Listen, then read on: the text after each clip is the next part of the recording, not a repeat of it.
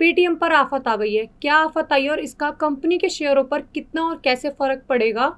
आइए जानते हैं इस रिपोर्ट के हिसाब से। नमस्कार, आप देख रहे हैं रियासत न्यूज और मैं आपके साथ जिया कौशिक। जैसा कि आप जानते हैं कि पेटीएम के शेयर में बहुत ज्यादा गिरावट चल रही थी दिनों दिन, लेकिन आज इसका खुलासा हो गया है कि पेटीएम में क्या गड़बड़ चल रही थी।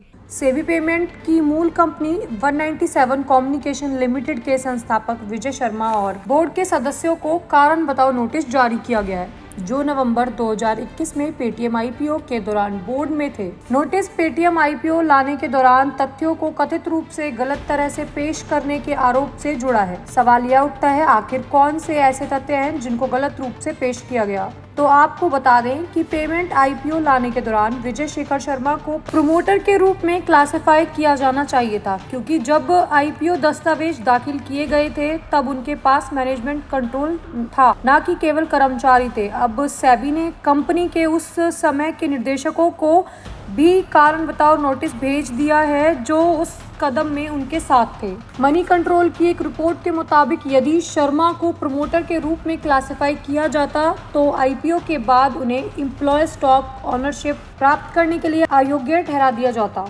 ऐसा इसलिए क्योंकि सेबी के नियम प्रमोटर्स को आईपीओ के बाद प्राइस पाने की अनुमति नहीं देते हैं। सेबी का मानना है शर्मा को प्रमोटर के रूप में क्लासिफाई करा जाना चाहिए। कंपनी के बोर्ड सदस्यों का यह फर्ज था कि वो फाउंडर के द्वारा की गई दावों की पुष्टि करें। सेबी ने पहले ही कंपनी के डायरेक्टरों के खिलाफ कार्रवाई की, लेकिन वो ज्यादातर वित्तीय धोखाधड़ी यानी फाइनेंशियल फ्रॉड के मामले रहे हैं। लेकिन यह एक रेयर मामला है जहां सेबी डायरेक्टरों को नियमों के पालन में ही संभावित चूक के लिए जिम्मेदार ठहराने की कोशिश कर रहा है, जिससे न तो बैंक और न ही स्ट्रेटजी ऑडिटर्स पकड़ पाए। आगे बढ़ने से पहले जानना भी जरूरी है कि आखिर सेबी के क्या नियम हैं और वह क्या कहते हैं। जब तक कोई कंपनी खुद को प्रोफेशनल मैनेज के रूप में क्लासिफाई नहीं करती, तब तक सूचीबद्ध कंपनियों को आमतौर पर प्रमोटर द्वारा संचालित ही माना जाता है और किसी कंपनी की प्रोफेशनल मैनेज के रूप में क्लासिफाई करने के लिए उसके किसी भी शेयर धारक के पास 10% से ज्यादा की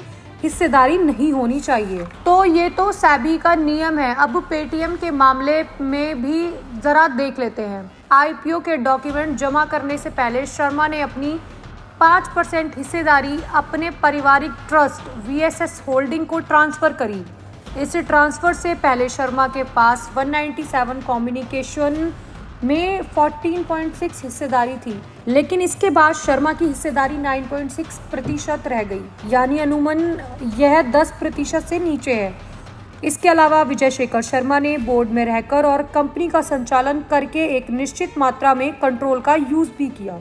ऑफर डॉक्यूमेंट्स के मुताबिक शर्मा के स्वामित्व हैं। हालांकि पिछले मीडिया बयानों में कंपनी के ये दावा किया गया था कि शर्मा का ट्रस्ट द्वारा रखे गए 5% हिस्सेदारी पर कोई नियंत्रण नहीं है। रिपोर्ट में यह भी मेंशन है कि विजय शेखर शर्मा ने अगस्त 2023 में पेटीएम के सीईओ स्वामित्व वाले रेसिलेंट एसएफ मैनेजमेंट की मध्य से एंटेक्स होल्डिंग में कंपनी में 10.3% हिस्सेदारी खरीदी। इसमें यह भी कहा गया कि आमतौर पर एक ही व्यक्ति के पास कई संस्थाओं के मध्य से किसी कंपनी में हिस्सेदारी है तो सभी हिस्सेदारी को एक साथ जोड़कर जांच की जाती है और वो व्यक्ति प्रमोटर है या नहीं। कंपनी के जून 2024 के शेयर होल्डिंग का हवाला देते हुए यह कहा गया कि रेसिलेंट मैनेजर के खरीदी गई मध्य से हिस्सेदारी को एफडीआई के रूप में क्लासिफाई किया गया है। वैसे सवाल इसको लेकर भी उठ रहा है कि सेबी ने लिस्टिंग के 3 साल बाद क्यों कार्यवाही शुरू करी।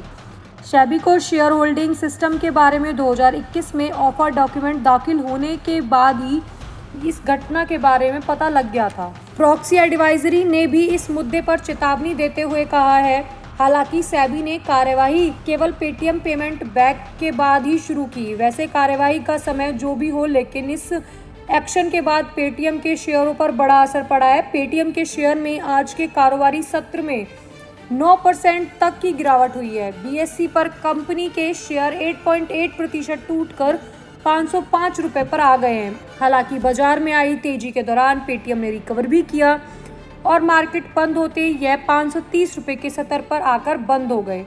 और 4.4% की गिरावट के साथ ही पेटीएम ने कारोबार बंद किया। इस पूरे मामले पर पेटीएम ने भी अपनी सफाई पेश की। कंपनी का कहना है कि कोई नया डेवलपमेंट नहीं है। पेटीएम ने लिस्टेड कंपनी होने के नाते सभी जरूरी जानकारियों को सार्वजनिक कर दिया है। सेबी ने नोटिस से जुड़ी हुई चिंताओं को अपने फाइनेंशियल स्टेटमेंट में दूर करने की कोशिश भी की। कंपनी ने यह भी साफ किया कि सेबी के नोटिस को लेकर जो चर्चा मीडिया में हो रही है उसका असर कंपनी के जनवरी सत्र से लेके अप्रैल से जून तिमाही के वित्तीय परिणामों पर बिल्कुल भी नहीं पड़ा है। कंपनी का कहना है सेबी से संबंधित नोटिस को लेकर वो खुद ही सक्रिय काम कर रही है। इस बारे में पर्याप्त कानूनी सलाह लेने के बाद ही वो आगे कोई कार्यवाही करेगी। अब आपको यह भी पता है कि पेटीएम देश के सबसे बड़ी कंपनी में से एक है। 2021 में अपना आईपीओ को पेश किया गया था। उस समय देश का सबसे बड़ा 18,300 करोड़ का आईपीओ था। अब सेबी ने संबंधित नोटिस को लेकर वो खुद ही सक्रिय तौर पर काम कर रही है। इस बारे में पर्याप्त कानूनी सलाह लेने के बाद ही वो आगे कोई कार्यवाही करेगी। अब आपको यह भी बता दें कि पेटीएम देश की सबसे बड़ी फिनटेक कंपनी है। कंपनी ने 2021 में अपना आईपीओ पेश किया था।